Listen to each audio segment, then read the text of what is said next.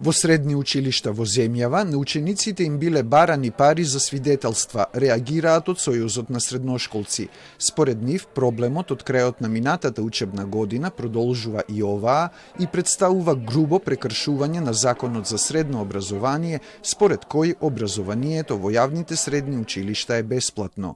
Свидетелството на еден начин е завршеток на средното образование и е доказ за завршено средно образование, како тако сите средношколци мора да го имаат. Тоа е фундаментален дел од образовниот систем и во согласно со ставот 2 од член 3 мора јавното средно образование да биде бесплатно.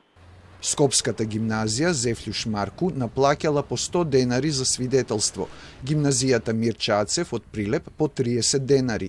Во средното медицинско училиште од Тетово од учениците се барале по 150 до 200 денари за свидетелство, а средното економско училиште од истиот град наплаќало по 150 денари за издавање свидетелство и за дипломата за завршено средно образование.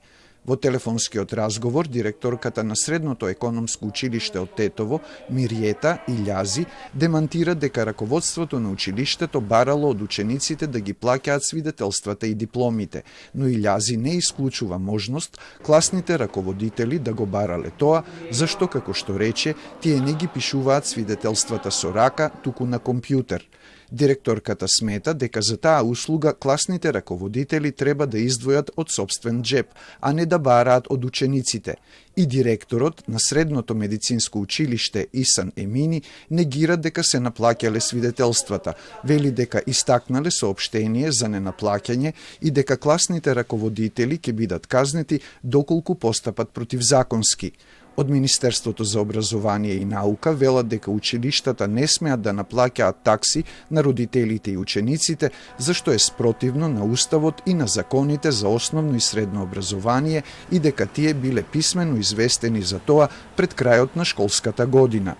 Педагошката документација потребна за крајот на учебната година се обезбедува од Бирото за развој на образованието, при што секое училиште добива дополнителни 5% во случај на грешки и слично. Станува збор за изолирани случаи во неколку училишта, за што ќе постапи Државниот просветен инспекторат, дополнуваат од Министерството за образование и наука.